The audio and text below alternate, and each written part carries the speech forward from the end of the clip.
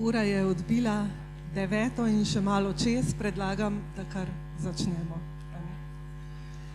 Spoštovani gospod minister, profesor dr. Igor Papič, draga Teja Dolgan, vodja sektorja za izobraževanje odraslih na Ministrstvu za izobraževanje, znanost in šport, draga naša direktorica dr. Nataša Potočnik, sogostiteljica skupaj z ministrstvom današnjega dogodka, spoštovani gostje, govorci, vsi drugi nastopajoči v delovnih skupinah kot moderatorji, spoštovani direktorji javnih zavodov tukaj ali pa na posvetu vrtcev, kjerkoli že, namenjene so vam naše lepe misli in pozdravi, dragi predstavniki ustanov za izobraževanje odraslih po vsej Sloveniji, torej ljudskih univerz, srednjih šol, višjih strokovnih šol, nevladnih organizacij, različnih društev, skratka, dragi vsi, prisrčno dobrodošli na našem letošnjem stanovskem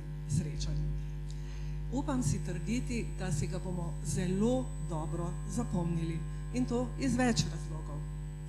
Prvič zato, ker se po 2 letih ponovno srečamo v živo. To je zmaga, bi rekla.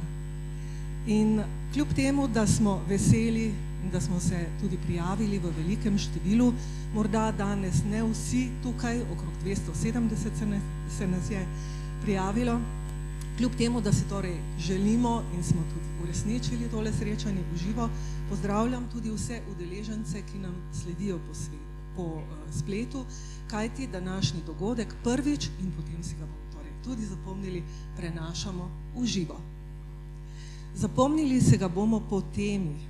Posvet nosi naslov Zdravi, prožni, prodorni.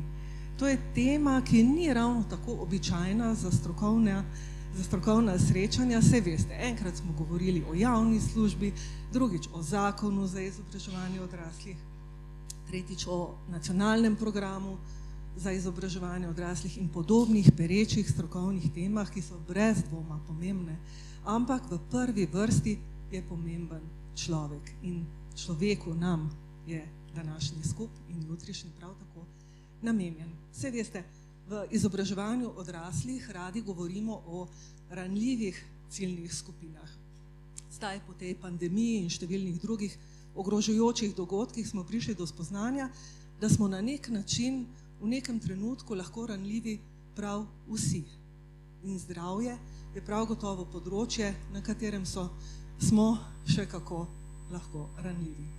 Ampak ne bomo rekli, ne bomo to naše izhodišče. Naj bo naše izhodišče, da je srečanje namenjeno zdravju, prodornosti in prožnosti, namenjeno vsem nam, torej nam, ki delujemo v izobraževanju odraslih, našim udeležencem posamično in v učečih se skupnostih. Zato, da vsi skupaj sprejmemo ta izziv. Potem si bomo ta dogodek zapomnili še po nečem. Soustvarjali smo ga številni.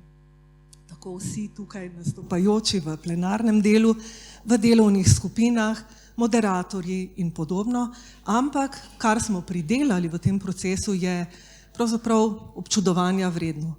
Videli boste in trajno bo na ogled ena odlična zbirka primerov dobre prakse. Kako zagotavljamo torej zdravje, prodornost in prožnost za nas, za naše kolektive, za naše udeležence in kako to počnemo posamično in v učečih se skupnostih. Pa še nekaj bo drugačno. Plesali bomo, in na to vas že zdaj opozorim, plesali bomo danes v odmoru, ki bo zaradi tega zelo kratek. Glasba vas bo povabila nazaj v dvorano, morda prehitro, ampak če želite plesati, pridite in tudi jutri bomo razbili malce bolj strokovno resen program s plesom. Tako, verjetno bo še kaj takega, po čemer si bomo današnji dogodek zapomnili.